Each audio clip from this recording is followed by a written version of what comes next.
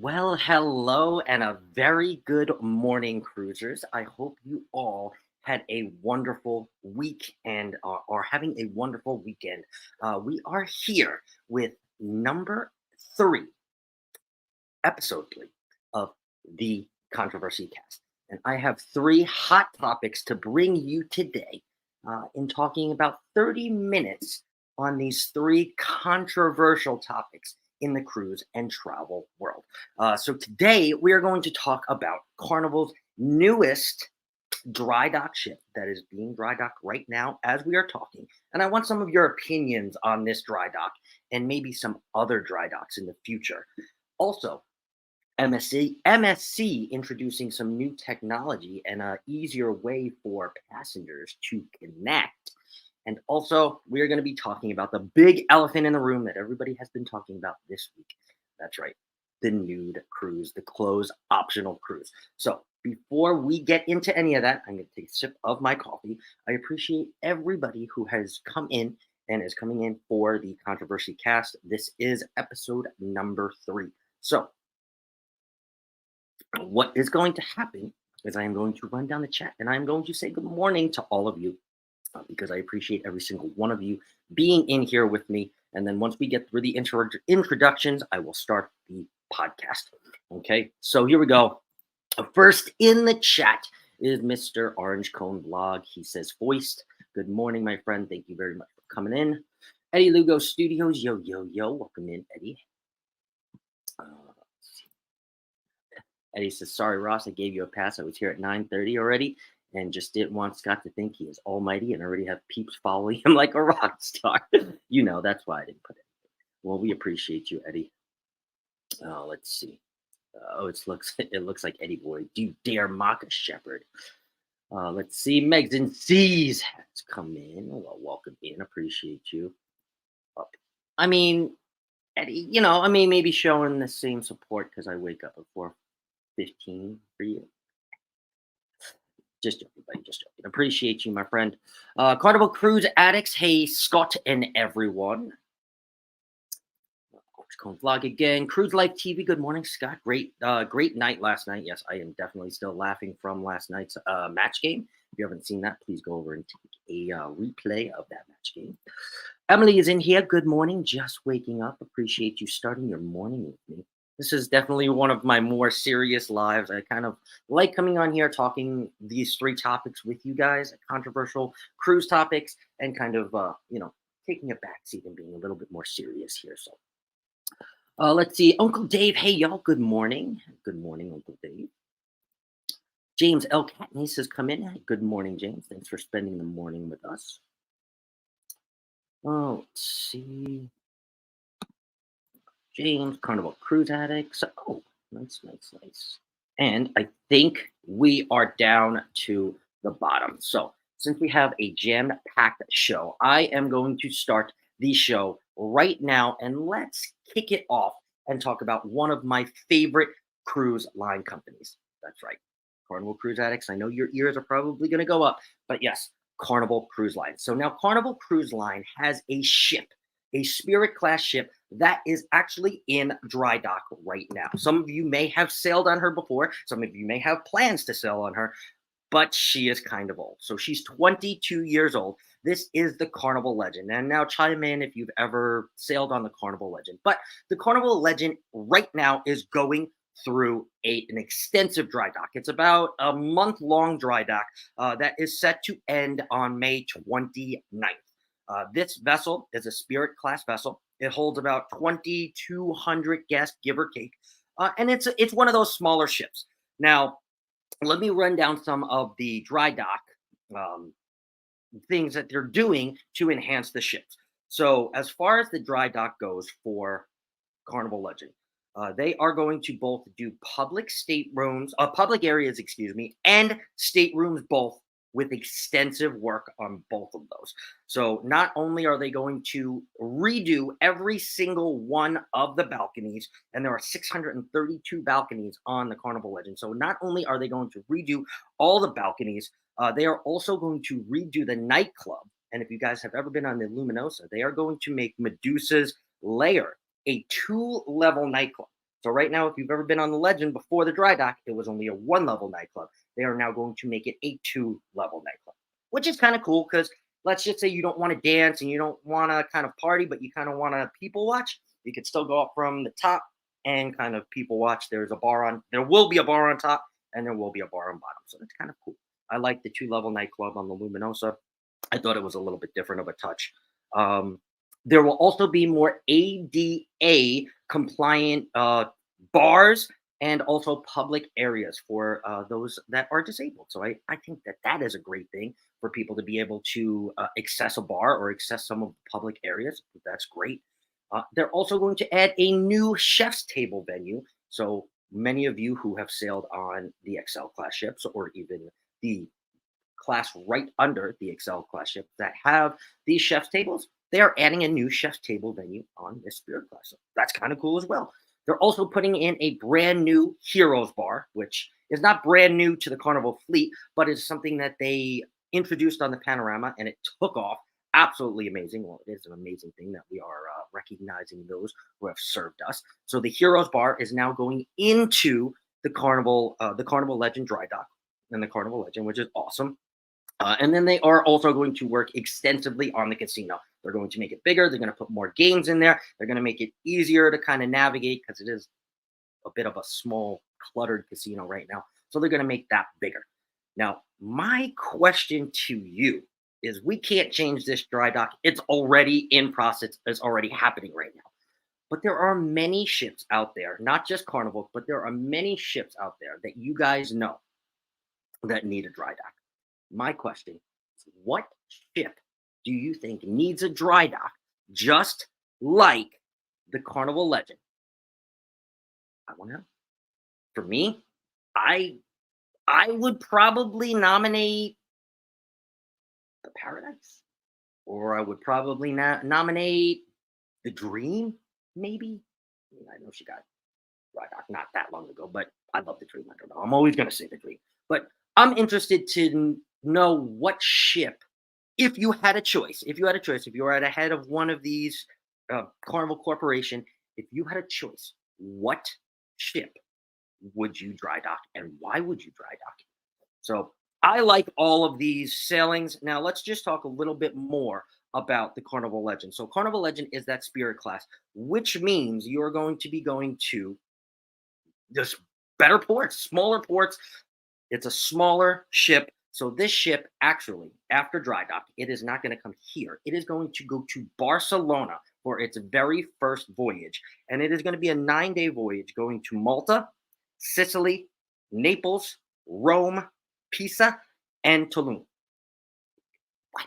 You don't get to go on those when you go on the Carnival Jubilee or you go on the Carnival Mardi Gras. You don't get to go to any of those.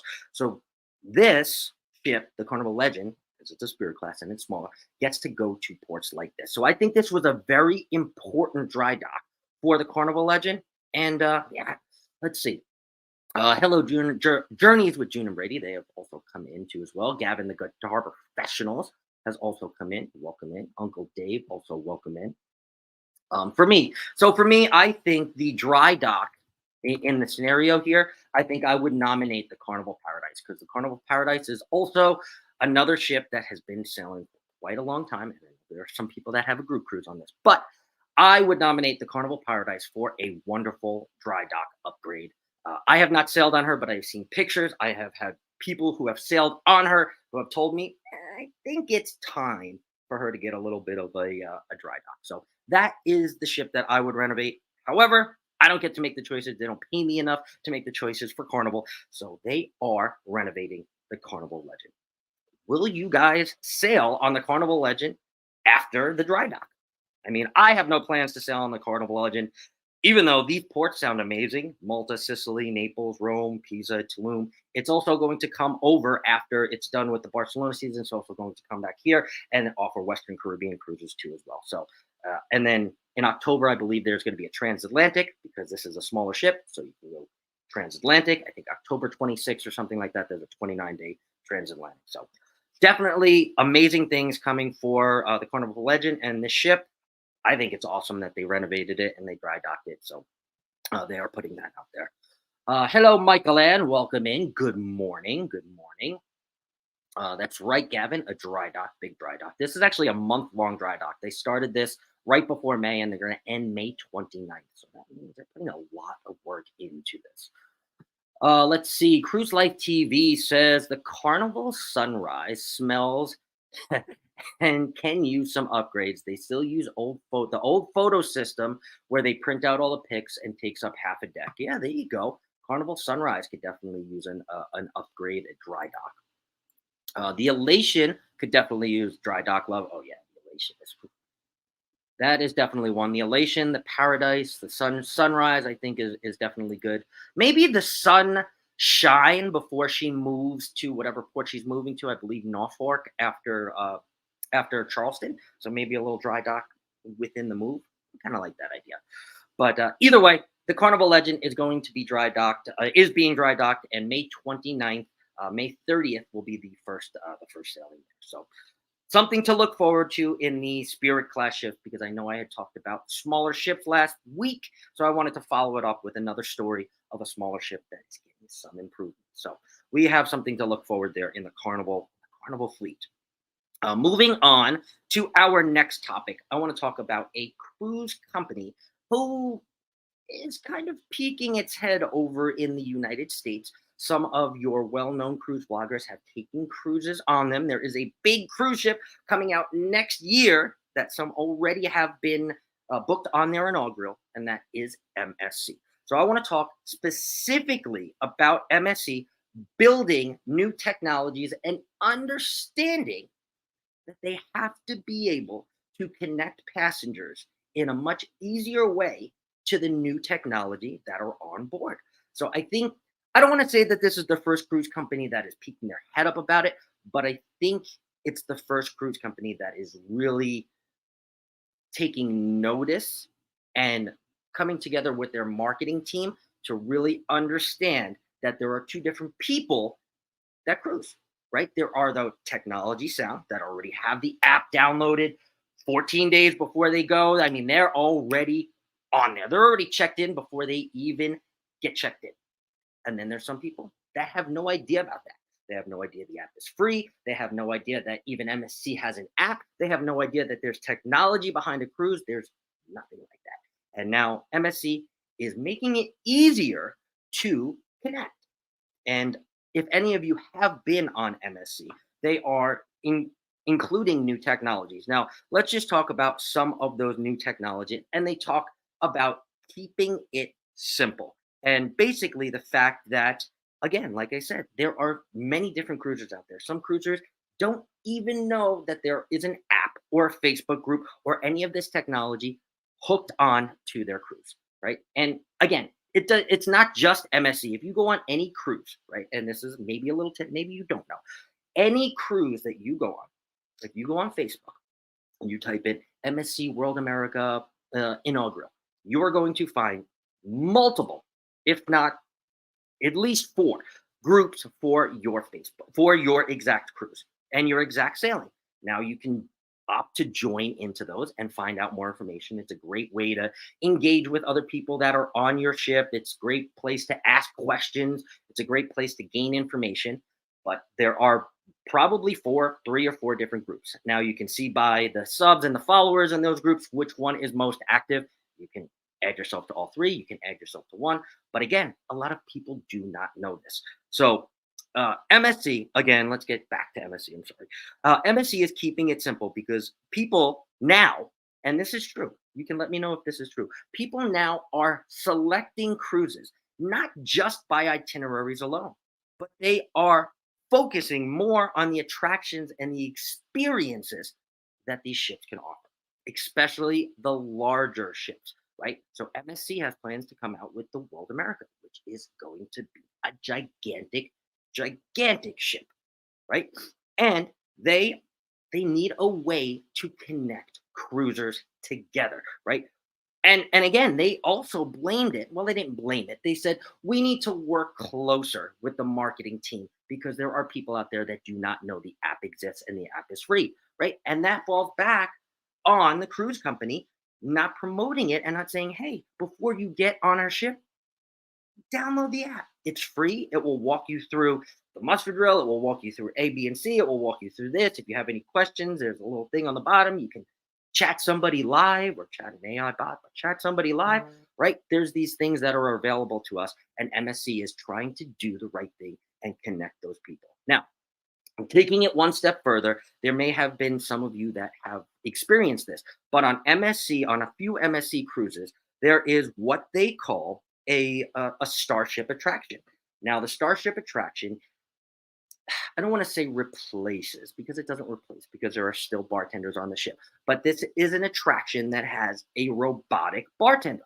So you will order a drink from a pre-selected list of drinks and you will select it. You'll put your state card, room card in, and then the arm will come down, right? But people are taking pictures, right? But not only are you taking pictures of it, oh my God, I had this wonderful experience on MSC.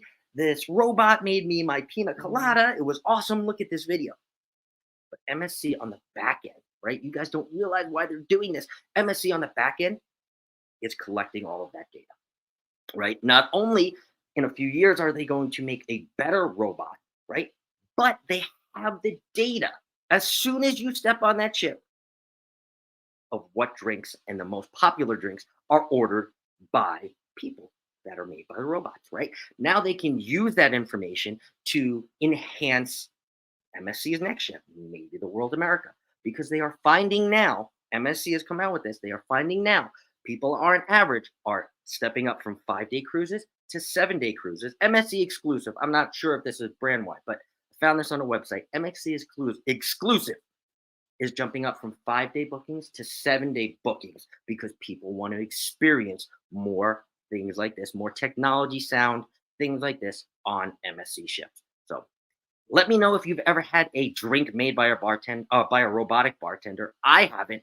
I like the fact that there's apps. I like the fact that there's Facebook groups. I am still one to look at the old times, old fun times for the daily day, but there is a lot of things that I do and I do connect to on my cell phone, and I love that. So let's see here. Good morning, Danny D. Welcome in. Who else did I miss? That's right. Yep, Ross. Just let me know. Going in on the booze cruise. Can't wait to go on the booze cruise. Yes. Okay. So robotic bartenders. I really think, honestly, this is going to be a step up for MSC. I don't think that it is going to force everybody to book on MSC, but I like the fact that MSC is peeking their head up and being more attentive to the fact that I mean there's technology out there, and this is enhancing our experience as cruisers. Because before all of the apps, there was a little bit of a headache. So I am definitely one for all of the technology. I like MSC coming out and being forth about that, and it may be the next cruise company that I try. I have no idea. Greg says, Michelle is my robotic bartender. She makes my drinks every time. Okay, let's move on to the last elephant in the room. This is something that I'm sure that we are all going to want to chime in and talk about. That's why I left it. So the big elephant in the room. There is a cruise company who is coming out with a close optional cruise. Now, first question I have for a close optional cruise is what do you need to pack for a close optional cruise? I would probably just bring the bare necessities. Okay, there's nobody to laugh. Okay, honestly, let's talk about this bare necessities or nude cruise. Okay, I said it, the nude cruise. Okay, NCL Pearl is hosting a close optional cruise. It is an 11-day voyage. Okay, but I want to talk about some things because you think nude cruise, right? And you think everybody's just walking around naked. While that may be the case, that's not the case. Okay, there are some rules and regulations as far as nude cruises go. So I found out some of the rules and regulations. I'm going to share those there. Share those right here. Okay, as far as outdoor outdoor eating goes, there is a separate large outdoor buffet for those who want to optionally eat in the nude. Okay. When you are inside, you are asked, it's not actually asked, you are required to wear clothes inside.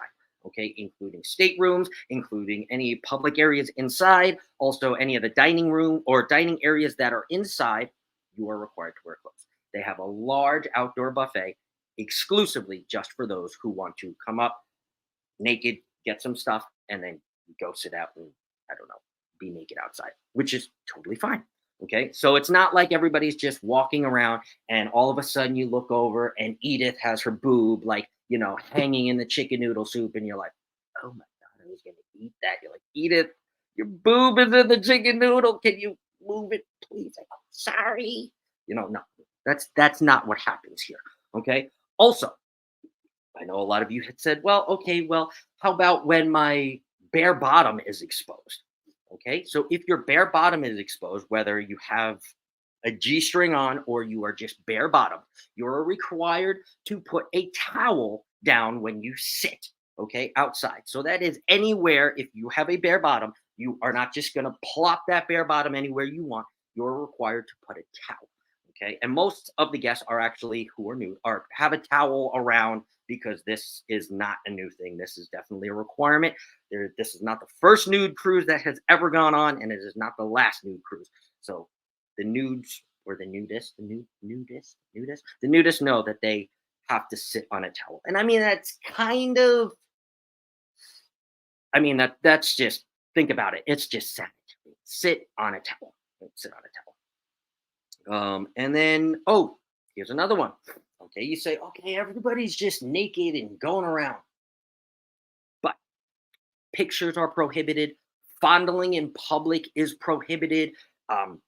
Diddling in public, any of that is just prohibited in public places. Sure. Can you go in your stateroom, close the door, and do whatever you want? Absolutely. But not in public areas. This is not like Love and Marriage. Hey, come up on Love and Marriage and show us what you got, Edith and Bob. No, this is not that. This is not that. And also, you can go on a nudist cruise and still be clothed. I mean, it would be great people watching, but also you can go on a nudist cruise and still be clothed. That is 110% fine. However, there is no fondling, there is no diddling, and they have also prohibited any how do I want to say this? I want to say this in the right way. Any fetish wear. That's exactly how I want to say it. Fetish wear. So any risque lingerie or anything like that cannot be worn in public. Okay, so this may change some views because I've heard a lot of different views this week. I think almost every either morning talk show or also every cruise talk show has talked a little bit about that. That's why I wanted to add this because I know that you guys have a lot to say about this new cruise.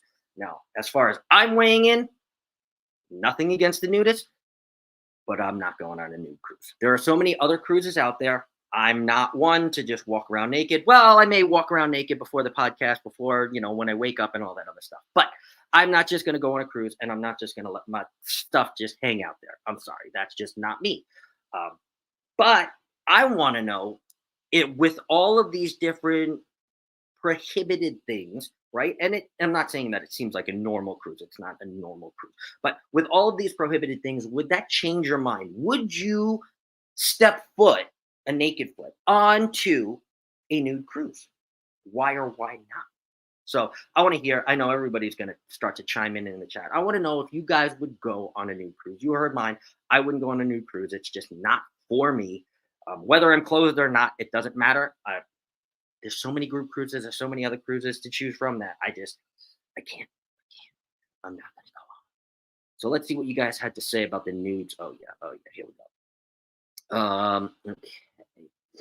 Oh, Ross chimed in here. He said, we did the robotic bar in the Oasis. It was neat, but nothing special. Yes, definitely. It is something special, I guess, if you see it for the first time. I'm sure, Ross, there were people, had their Snapchats out and their TikToks and they were recording it, and that's what these ships want. They want the attractions. They want people, even if it's not their drink, to come over and take a picture of it. So that's what they want. And like I said, on the back end, they're gathering information too. Let's see here. M said no nude cruise for me. Agree with you there. Eddie says the bare necessities, no Jonas. Good morning, Kathy RSVP. Got the coffee. Morning, everyone. Good morning. Ross says, note to self: if you go on the cruise after the nude cruise, don't touch or sit on anything. No. See, you have to sit on a towel. So okay, obviously they're going to do cleaning, but again, it's not like they're just sitting there bare butthole right on the Lido chair. You get up and like you're just like, oh, brother, oh, ew. No, it's not like that. It's not. Let's see.